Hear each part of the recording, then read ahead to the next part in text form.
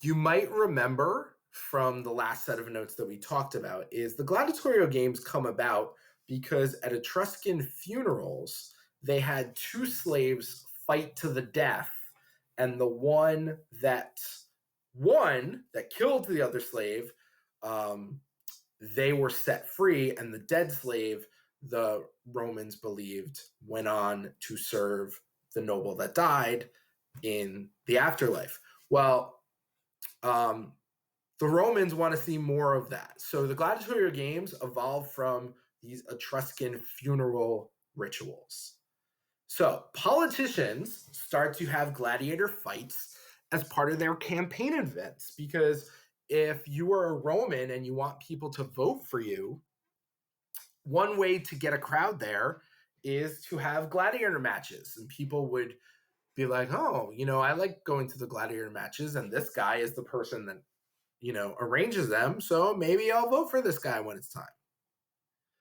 Now, the Colosseum is a very famous thing in Rome.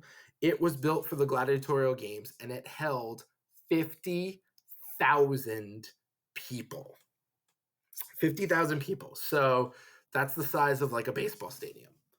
And let me get to the Colosseum and see some things. So this first thing that I'm going to show you, it's again video in a video, tells you a little bit about the history of the very famous Colosseum.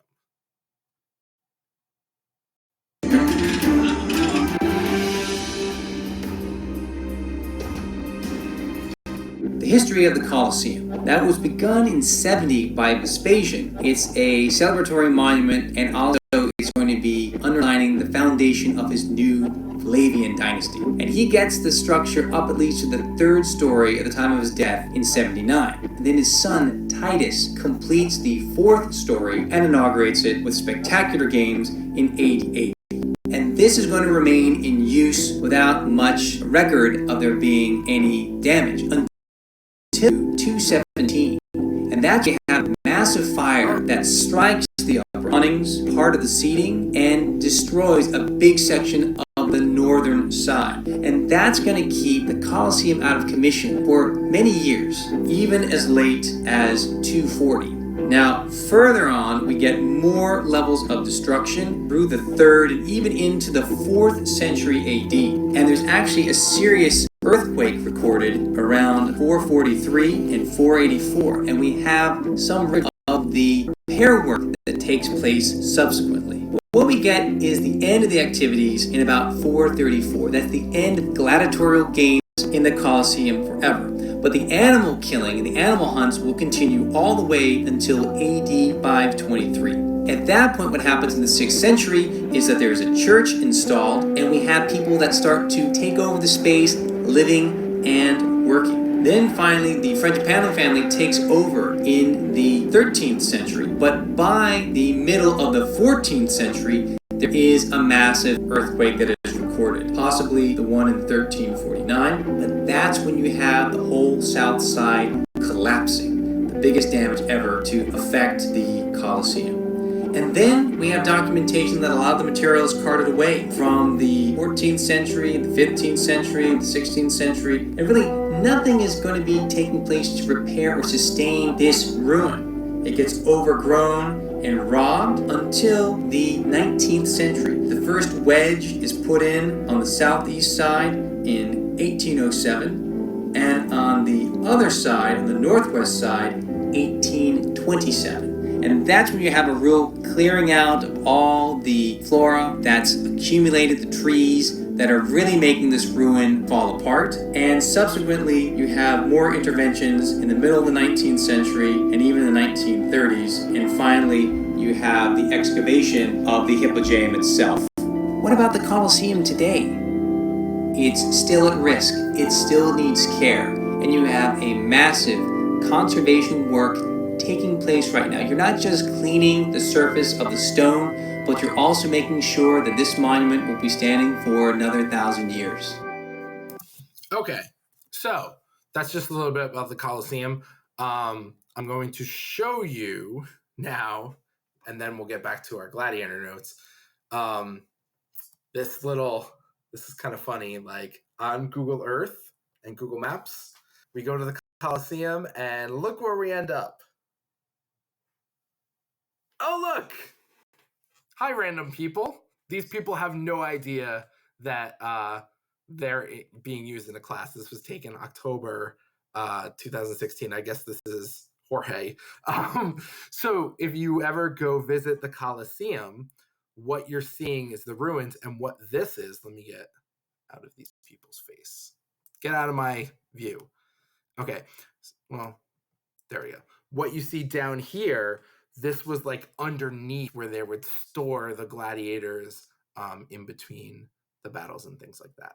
I want to get to this part of the Colosseum if it lets me zoom. Does it let me zoom? Come on. Let's go. So you could see, let me see if I can get a little closer. So you could see like this platform, you can get a good view like looking down. Let me see if I go back. Let's go back in here.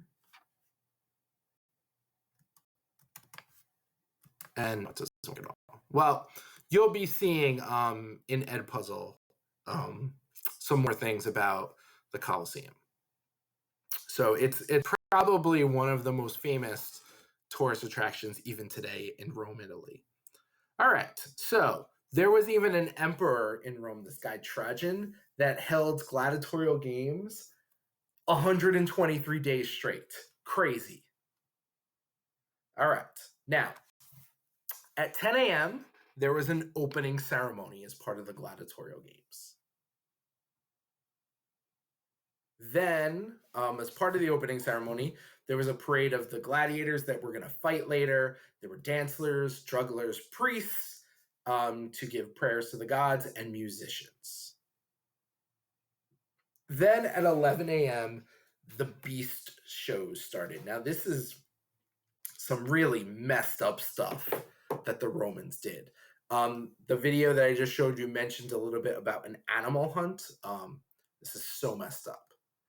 So what they would do is they would take animals and starve them on purpose to make them extra aggressive.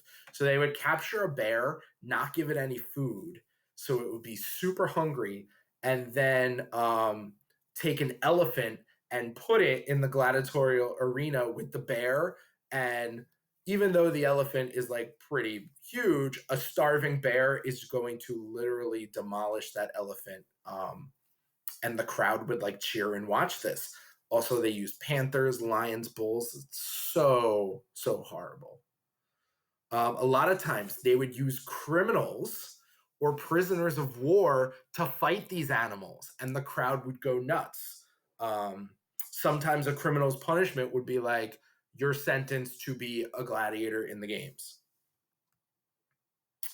Now, this is sticking with the messed up kind of thing, the comedy portion of the games. And I put comedy in air quotes because it's really not funny, but to the ancient Romans, this was funny. What they would do is they would blindfold two gladiators and chain them together like at the wrists, and then the crowd would laugh because their blindfolds were on and they couldn't see, so they'd be swinging and missing at each other, and ancient Romans thought that was funny. Then at 2 p.m., it was time for the gladiator fights. So every day there would be 20 pairs of gladiators that would fight one-on-one contests. So that's 10 matches.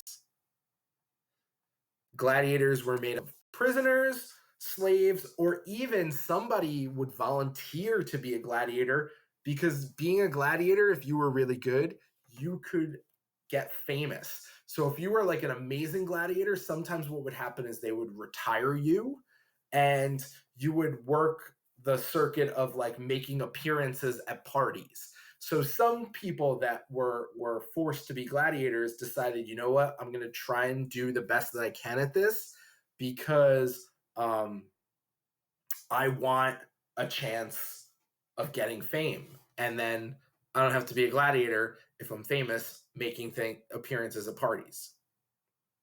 Now, the fight would continue until one gladiator couldn't go on, and the winner would stand above the loser with his sword and wait for the crowd to sway the the emperor. So the emperor is there, and what does this think I'm wrong? Using legend. No, I'm right. Using. I guess I need a comma there. All right, Google. All right. So they would try and sway the emperor, and this was done according to legend like this. If the emperor gave the thumbs up, that means this gladiator that lost put on a good fight, let him live.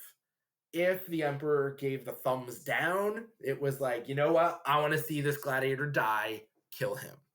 And supposedly the crowds were trying to sway the emperor, so they would be chanting like, if it was a good fight and they wanted the gladiator to live, they'd be like, let him live, let him live.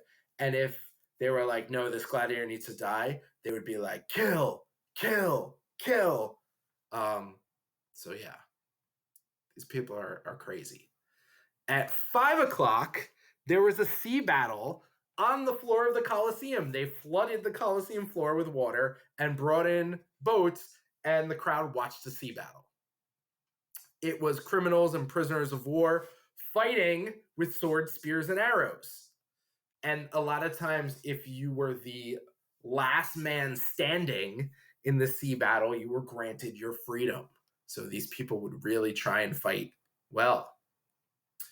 All right, now I'm going to give you one more video that is going to talk about what it's like to train to be a gladiator. So, of course, as you know by now, when I try and go to a video, when I'm making a video, there's some delay in our thing. Come on, there we go. It's still loading. Okay, here we go.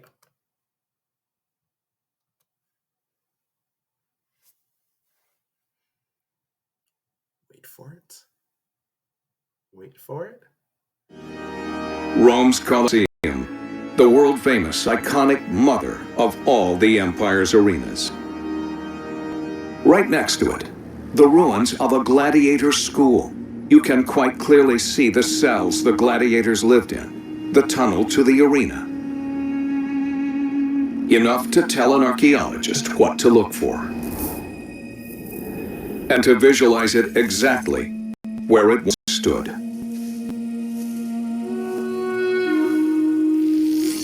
The large heated training hall.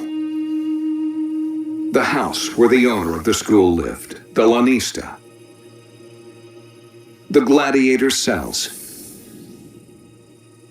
And here in the courtyard, the training arena. This is where Atticus would spend the next years of his life.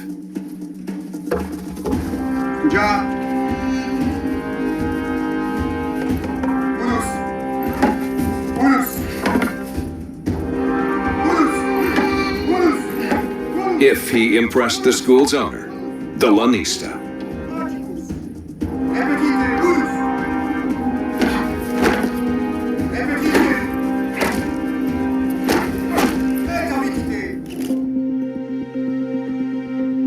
The training arena and the walls of the gladiator school confined the lives of several dozen men. Historians don't agree whether the school was run like a jail or whether the fighters could come and go at will. But even as a jail, it offered considerable comfort. The men had to be kept in good shape. The spectators wanted muscle as well as skill. And the lanista knew it. The training would be relentless. Speed, accuracy, stamina, and the occasional trick.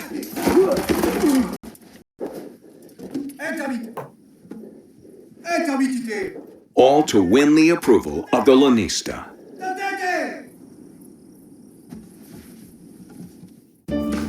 All right, so there's the notes on Roman life and gladiators.